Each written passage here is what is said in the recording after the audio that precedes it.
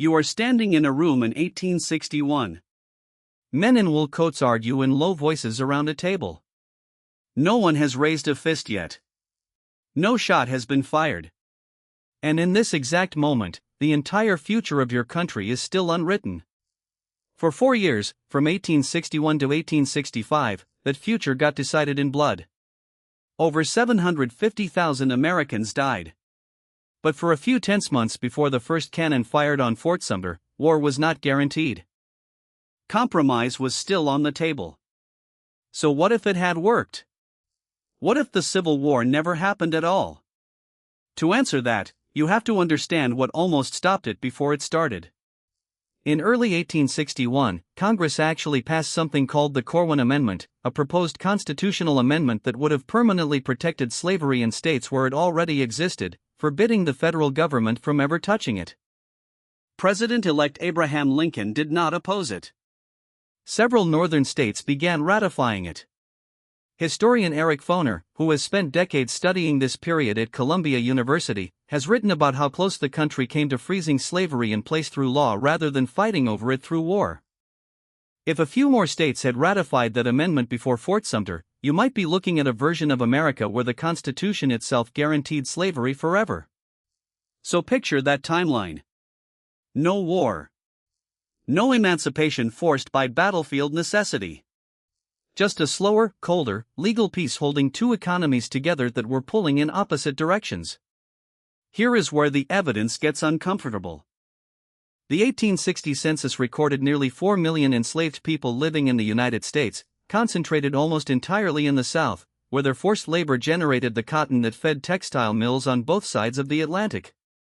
Slavery was not a side issue that a peace deal could quietly work around. It was the engine of an entire regional economy.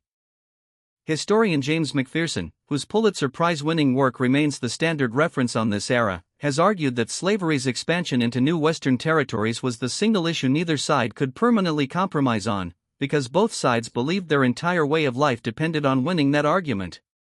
A peace without war does not resolve that. It just postpones it. Now reconstruct the scene. It is 1875 in this alternate country. No war ever happened. The Corwin Amendment sits quietly inside the Constitution. In the South, plantations still run on forced labor, and a new generation of enslaved children has been born into a system with no end in sight.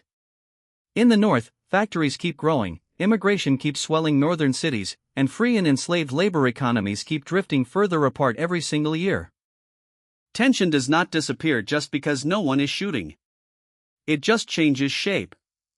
Slave rebellions, like the ones led by Nat Turner and Gabriel Prosser in earlier decades, would still be a live possibility, because you cannot indefinitely hold millions of people in bondage without resistance. Historian David Blight of Yale University, who has studied the long shadow slavery cast over American memory and politics, has pointed out that without a decisive military and legal end to slavery, the institution had no internal mechanism for stopping itself. It would have needed an external shock eventually. War was one way to deliver that shock. It was not the only conceivable way, but it may have been the fastest. Here is the counterintuitive twist. You might assume that avoiding the Civil War would have meant less suffering. The opposite could easily be true.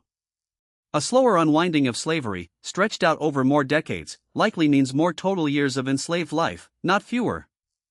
It also removes the moment that forced the country to write freedom directly into its founding document. The 13th Amendment, ratified in December 1865, only exists because the war made it politically possible. Without the war, there is no guarantee any amendment like it ever gets passed at all, let alone by the 1870s or 1880s. Delay is not the same as mercy. There is also the question of the Union itself. Historian Allen Guelzo, who has written extensively on Lincoln and the political mechanics of the 1860s, has noted how fragile the compromise position actually was. Border states, Western territories, and new state admissions all depended on an unstable balance between free and slave interests. Even without a single dramatic war, you would likely see decades of smaller political crises, fights over new states like Kansas repeating themselves again and again, each one reopening the same wound instead of healing it. A country avoiding one war does not automatically become a country at peace. It can just as easily become a country in a permanent, low-grade constitutional standoff, one contested election or one violent incident away from the same conflict finally breaking out anyway, just later and with different weapons. Now bring this back to something you can actually feel. You already know what it is like to avoid a hard conversation because confronting it feels too costly in the moment. A disagreement with a family member. A problem at work everyone can see but nobody names. Postponing it feels like peace. It rarely is. The tension does not vanish. It just waits, quietly, for a moment when avoiding it costs even more than facing it would have. The United States in 1861 had been postponing its hardest conversation for over 80 years, since the Constitutional Convention itself dodged the question in 1787. By the time the war actually came, delay had already done its damage. Every year without resolution was another year millions of people spent in bondage, and another year the eventual reckoning grew larger. That does not mean war was some kind of noble inevitability worth celebrating. It cost 750,000 lives and devastated the American South for generations. But the counterfactual reveals something sharper than a simple war was good or war was bad. It reveals that some problems do not get smaller the longer you avoid them. They get more expensive, more entrenched, and more likely to explode later on someone else's terms instead of your own. Reconstruction-era archives held at the National Archives still contain the testimony of formerly enslaved people describing exactly how long they had been waiting for a change that never seemed to come on its own. So the next time you catch yourself deciding that avoiding the hard thing today counts as solving it, remember that room in 1861. The men in wool coats who thought they could freeze the problem in place with an amendment and a promise. History did not let them. Some doors do not stay closed just because you decide not to open them. Eventually, something forces them open anyway. You are standing in a room, right now, with a hard conversation you keep putting off. No shot has been fired yet. But the moment you decide is still unwritten, and it will not stay that way forever.